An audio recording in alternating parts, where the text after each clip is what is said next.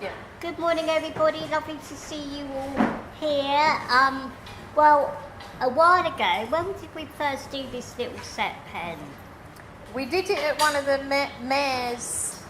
It was in the city, wasn't it? It was called In the City. Yeah. It was run by Compass, which I think That's were a right. left-wing kind of action group to make sure everyone had their say in the election of London Mayor. It was good, and we did a version of this then. We didn't did. So, because that event was specifically about London, yeah, it was coming up to the mayoral elections, that was it. So I just wrote this little piece called London, My London. So I'm just going to share that with Bit you worried all about now. the fans. Oh, and I'm going to aim this. Fan? Sorry, Pam, what was that? Do you want the fans turned off? Yeah. Would it be okay just to turn the fans off? Or for is now? there aircon or something? There's a lot of fan There's just noise. a lot of background noise. Oh, that's better. That's lovely. Okay. Is that better? Okay. Right. London, my London. London. It was a fluke, my moving here, and nearly 20 years ago now. Oh, I had visited. Weekend trips and skives off school. I was a boarder down in Hampshire. Lunchtime concerts at the Royal Festival Hall. Amazing how appealing classical music becomes when you have Saturday lessons. Then freezing outside after with our packed lunches and cuppa suits. Posh London. Once, an evening trip to the Royal Opera House for the Magic Flute and falling asleep after on the way home. Throwing up on the coach at 14 because we'd all been licking champagne for the guests at a performance our choir gave at the Glaziers Hall. Mythical London. Unreal city. Dreamily remembered visits to Nana and Grandad in Winchmore Hill, the city where my sisters lived and Dad was from. Journeys to the capital by train and being met at Victoria Station. The accessible loo with the grey and black tiles which hasn't changed in all this time. Galleries and parks, bands and gigs, flats upstairs and, okay mate? It's a terrible accent. Scary London. A chance meeting and the offer of a wheelie-friendly flat in the smoke. Those were the days.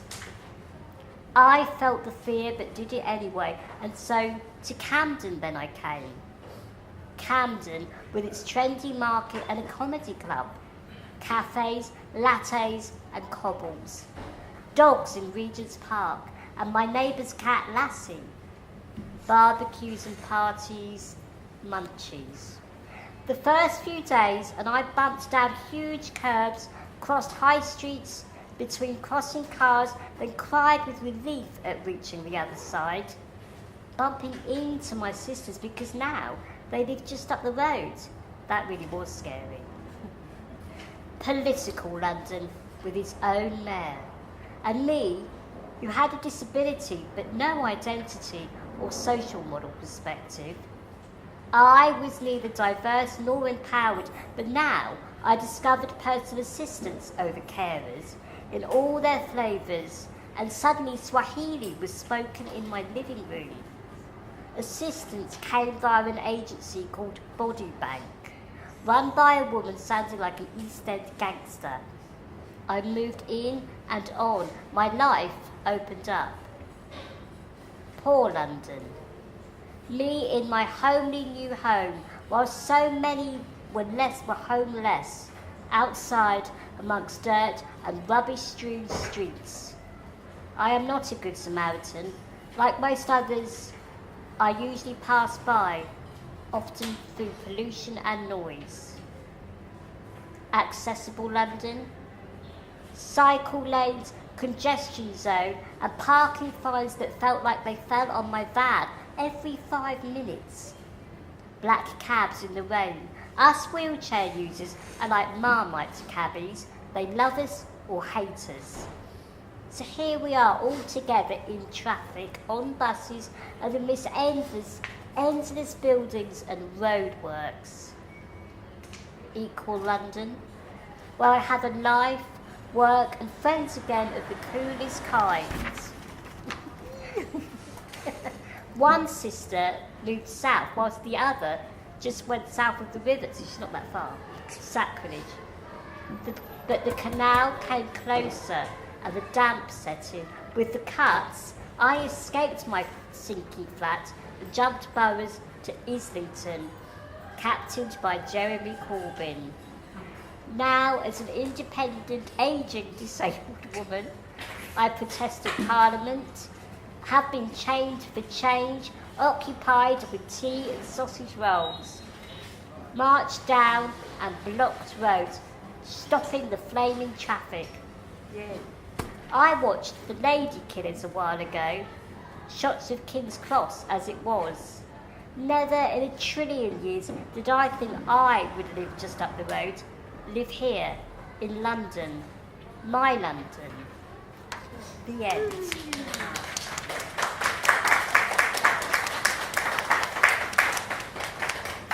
Me and Sophie are going to do a very short sketch now.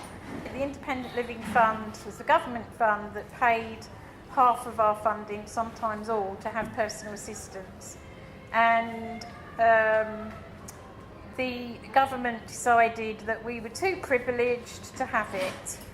And they also decided, I think, that we would just be silent and accept it. Well, we gave them a big shock.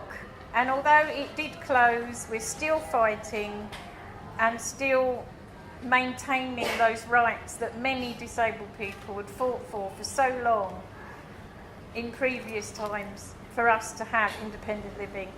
So apologies if this has got a naughty word, but you will understand why. This is Parfum de Pisse. Parfum de Pisse. The authentic aroma of the neglected disabled person, capturing the fragrance of the lavatory, fresh from the soiled bed and chair. The scent is for those enforced special moments, hours and days when the care money and independence is cut. Available to you now in several varieties. Damn you, Jew, the delightful smell of unworthy lives and empty existence. How delicious! Ooh. Puke pomade for those lonely moments of imposed sickness. The smell of it. Veg and sentia, with top notes of the stench of the individual starved of fresh food. Stench deluxe. Bouquet de midnight, the essence of frustration, encapsulates captivity within your bed and four walls, while happy folk live their lives. Superb grotesque. Desperation, the ultimate scent, the final inevitability of worthlessness. Available now from ex-recipients of the Independent Living Fund, manufactured in the UK by the Department of Work and Pensions. Adieu.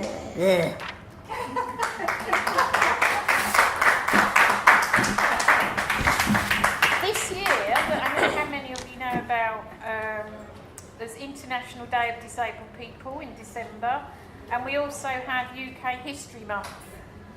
And I have it on very good authority that this year it's going to be language.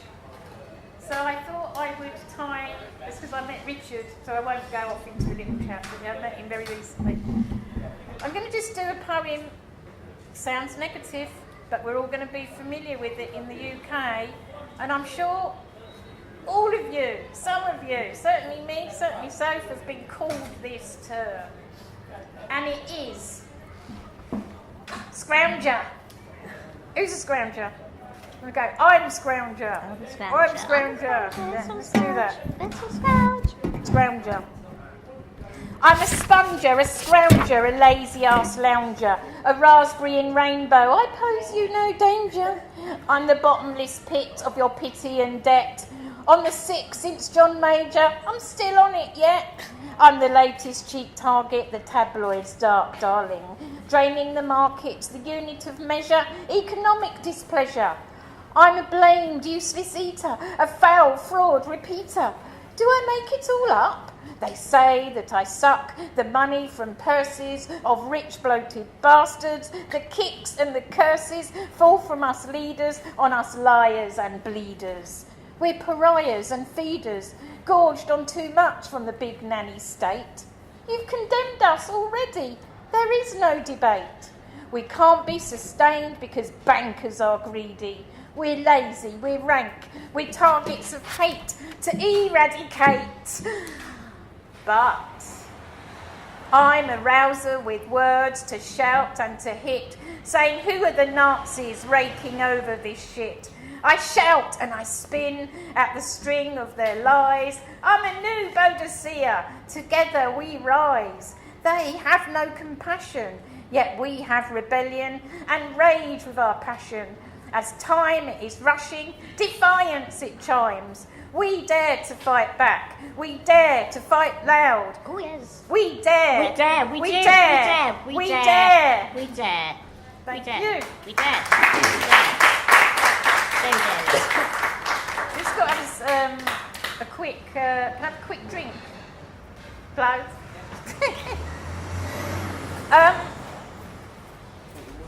Just going to have a quick swig of water. The next piece is about being naked. Has anyone here? I don't mean this morning and you had a shower. I mean, has anyone been naked publicly? Yeah, we have. Because me and Sophie have. Close your ears. Oh, Simone. Yes. Me and Sophie. Me and Sophie have done kind of neo-burlesque, haven't we? We have. It was very good. And we've also, well, I've done life modelling for some great artists, including Tanya Rabi, who you should all check out. She's fantastic. So this is a poem about being nude. Model. I'm sure as I can be that Penny now is nude, disrobed, unclothed, slight veils here and there. In nakedness I find I am renewed. I am not here with thoughts gone ripe and lewd, but proudly showing me, I do declare, I'm sure as I can be that Penny now is nude. The curve and cut of me, you can't collude. My frame, you say, is not the shape to bear. In nakedness I find I am renewed. My corners and my creases are perused by random hordes, the diffident who stare. We're sure as we can be that Penny now is nude. The scars I wear drag murmurs from this brood, with their fusty, brutal verdicts aired. In nakedness I find I am renewed. Your prejudice, your views hint turpitude. I'll not accept the bias you declare.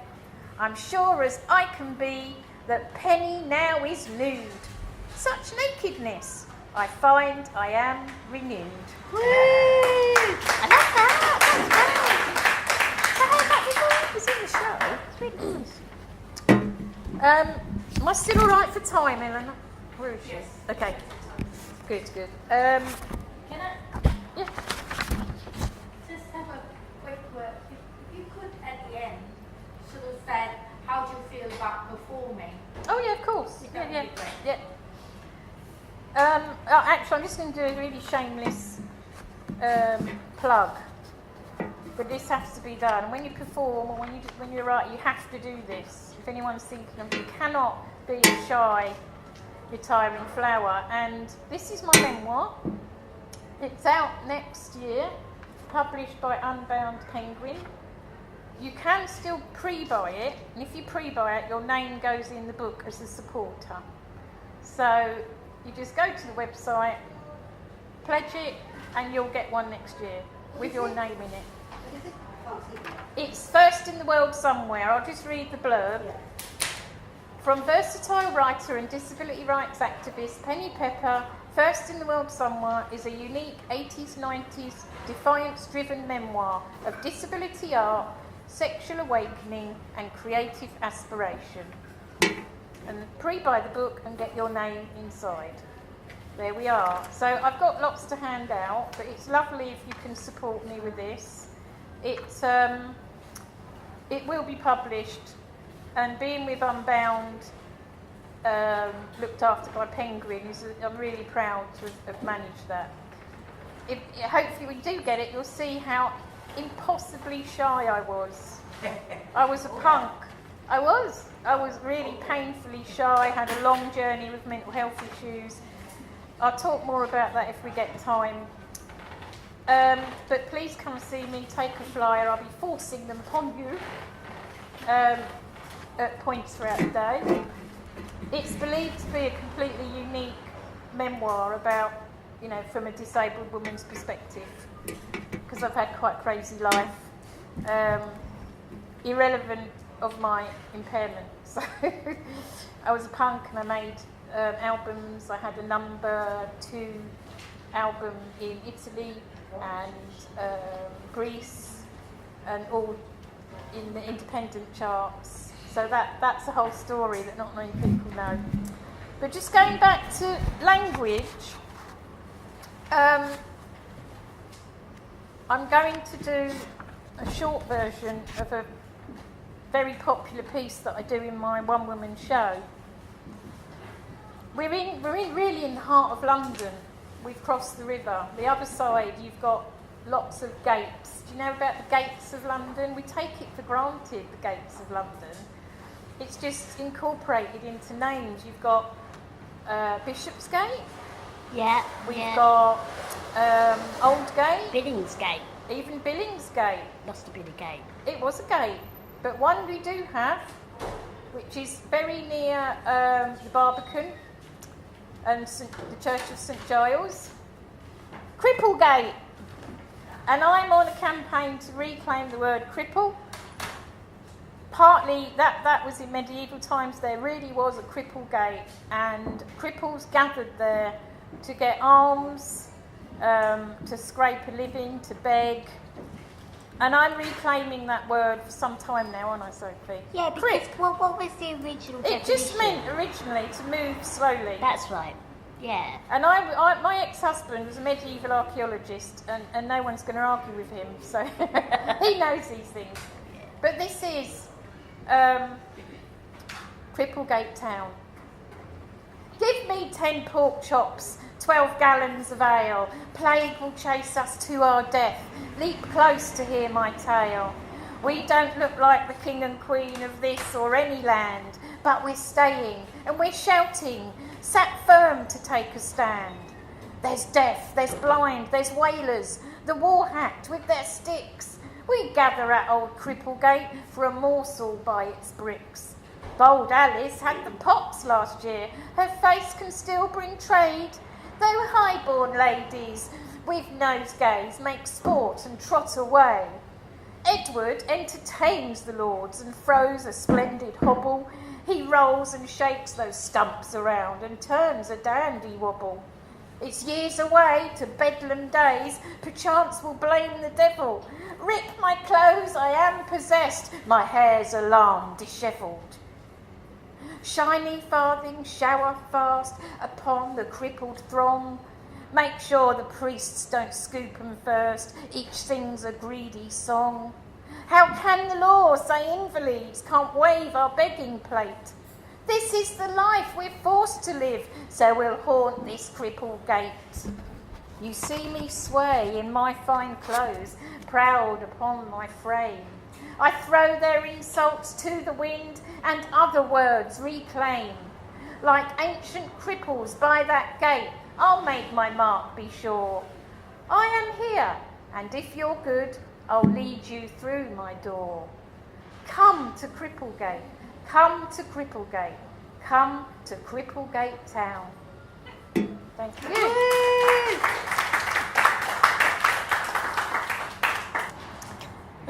Anyone come on the bus? I think Eleanor came on. Bus. Sorry? Did you come on the bus? Yes. Yeah, so Eleanor's been on. Anyone else on the bus today? Yeah, right. So, of course, I was there in very early days, time of the dinosaurs, when buses were kind of there, but completely and utterly inaccessible. So we've come a long way, and now I find it interesting to use the bus, the London bus, in how we're part of the general throng, and this piece is about that.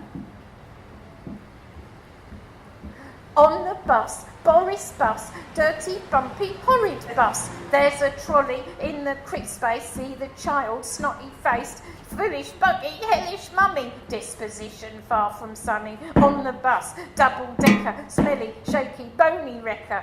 There's a suitcase in the crit space, nervous girl who grips in haste, snarling hoodie, chomping burger. Does he not know that meat is murder? On the bus, Boris bus, dirty, bumpy, horrid bus. Another journey, ramp is broken, access as an empty token, public selfish in dismay while driver grunts and looks away. On the bus, double-decker, smelly, bumpy, bony wrecker.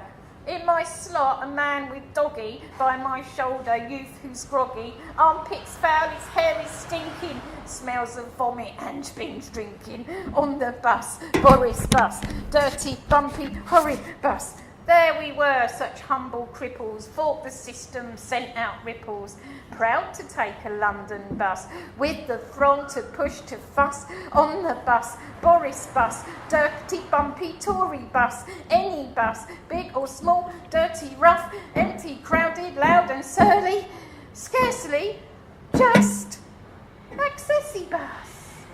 Thank you. This whole thing about finding a voice, because you would just say that you were incredibly shy when you were younger. So how do you think that changed? What helped you on that journey? You're interviewing me, so I am. Yeah, right. I am interviewing you. I feel that that's Okay. yes, going to work. I think actually coming together with other disabled people, disabled women, who were my peers, but they were also a guidance. And I believe that if you start off gently in this area, I was saying to Leo actually that I was at the first Disability Arts Festival in London in 1987. I'm older than I look. Honestly, I am. I'm 55. I'm 56 in August. I've got to get used to it. And that was an amazing thing. I didn't do anything. I wasn't a performer. I was making music in my bedroom. Do you all know Ian Dury? Yeah. You heard of Ian Dury? He was there, and I was meant to be giving him, with my boyfriend, who was my music manager, I was meant to be giving him a cassette. I was too shy to speak to Ian Dury. But through being involved in disability arts, and there was only like 3 of us in a back room in Camden, it was a safe space. And I would say, to get used to hearing your own voice, look, I frightened the poster off the wall. I'm not that scary. Don't worry. So overexcited. So what do you think then have been like the barriers to that voice, to getting it out there? I think initially, so the barriers are the ones we all know, where it was very difficult to travel, to all the literal barriers, the environmental barriers. And then